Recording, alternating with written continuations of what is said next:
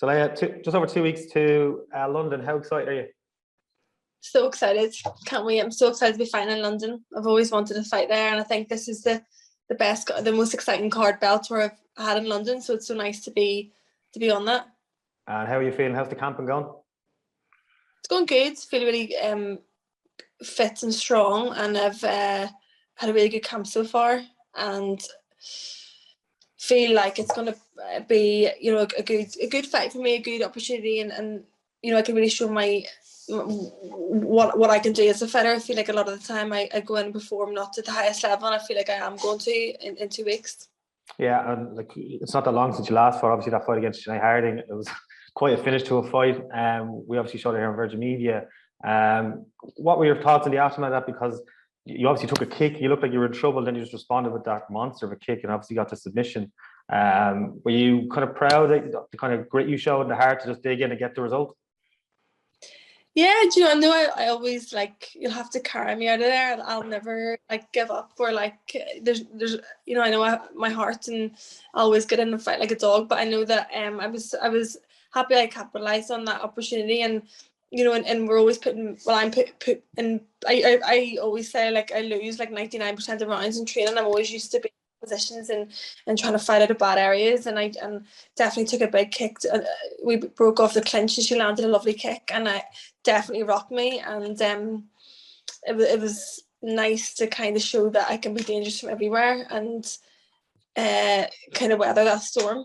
Yeah, and I've seen a couple of quotes from you about talking about the lead up to that fight. You obviously had a couple of issues, COVID issues, injury issues, your shoulder and your knee, and then travel issues as well. And I think I was looking back to your Instagram and you put a quote, it was the worst version of yourself. So to get a win in that circumstance must give you some kind of relief. Because I seen you in the cage afterwards, you just looked relieved, totally relieved.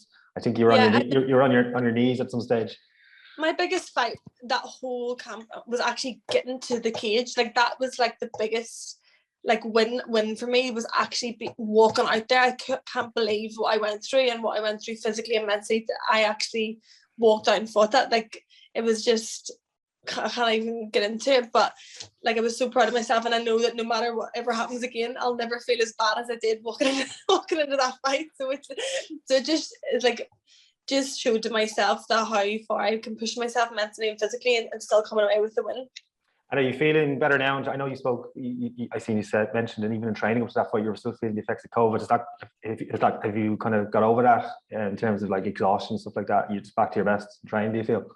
Yeah, definitely. I feel like a totally different person. That obviously coming into that fight, I was coming off major shoulder surgery. I had COVID in January. I had popped my SC joint a couple of weeks before the fight. I had to get an injection in my neck. I had to get an injection in my knee. I couldn't straighten my knee out. There was just so much went wrong, and everybody was like, "You can't fight. You shouldn't fight." And I always will turn up and fight no matter what. I don't care, and I did. And it obviously wasn't the best version or best circumstances, but I don't think it'll ever be. You'll never have the best circumstances to go out and fight. You just have to do it. If you want to be successful, you have to take big risks, and that's what I did, and it paid off. Yeah, and then looking ahead to London, Jessica Borga, she's got a mixed record 3-3. What are you expecting from her? I seen an interview you did recently. You said you're looking for another finish, hopefully. And then I seen you're up, as you mentioned last fight, it didn't go the way you probably wanted to go, but you're looking to implement, really show off your skill set and stuff like that. Yeah, that's always the plan, but then you were fighting, so who knows what's going to happen when you go in there. But I think it's going to be a tough test. I think she likes to fight where I like to fight. She likes to catch kicks, close distance. She's fought high-level opponents. She's got nice finishes, jumps and submissions. But I think whenever we get in there, she'll feel my strength in the clinch, and I'll be one step ahead in every position. And I can put the fight where I want to put it. I just want to go in and flow and enjoy it and just put on the best performance I can. Yeah, and obviously London, much closer to home for you. Last time in America, it was very different circumstances with the quarantine, the isolation. Obviously, you probably run a small team over. Are you feeling the benefits of? I know you're training in Belfast, probably being around family a bit more. I presume that makes it easier for you to prepare for a fight. Yeah, I've had a lot more hours in the mat this time. I've had got a really good team around me, and I'm really I'm glad it's in London. I love fighting in Europe. I love fighting in Ireland. Everybody's like, when are you going to fight in America? It's I don't want to. I want to fight here. It's best crowds, best atmosphere, and all my friends and family can come. So I'm just really excited. It's going to be in London. Yeah, I'm really excited to go out and put on a show. Yeah, and like obviously you made history not too long ago by headlining Dublin, and now you're co-main London. Like, do you pinch yourself sometimes, or is it like, Yes, yeah, every day, yeah, every day. What is this real life? Like such a although like they are massive opportunities, and you know I'm so blessed to be in them. Every fight I have is massive, you know, it's on big stages, it's main card, co-main event, BT Sport Live, and like BBC, like it's, so I feel like I haven't had time to mature and grow. It's always been like jumping into the next massive event, whereas I feel like I've had a wee bit of time now to think and assess things and kind of clear my head a wee bit rather than be constantly stressed and under pressure going into these big nights. yeah. And I know, I think again, just looking at your Instagram, you mentioned you signed a new contract, I think in June, was with Bellator, and like you're number 5 in the rankings, you're on a winning streak. Just how happy are you kind of in the promotion, but then just how your career trajectory is going as a whole?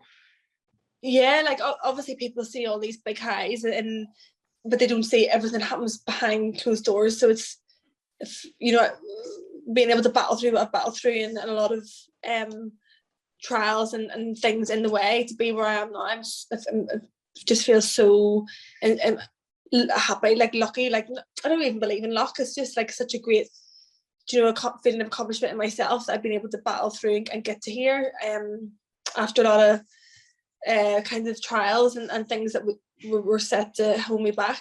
Yeah, and like in the last few months, especially in Ireland, like after the Olympics and even the Paralympics, there's so many female athletes have like shone and been inspirations. Do you see yourself as a role model, and are you happy to carry a role model tag? I don't see myself as Ellen. I just see myself as me. Like I don't know. I don't know. I just doing what I think I'm meant to be doing, and just keep persevering. And that does inspire people to go out and just think no matter what happens, like they can achieve whatever they want to. Yeah, and obviously you mentioned Dublin there a minute ago, saying how much you love to fight in Dublin. Obviously Bellator is returning to Dublin not too long after your fight. Will you be there in the night? Obviously you're not in action, but will you be present?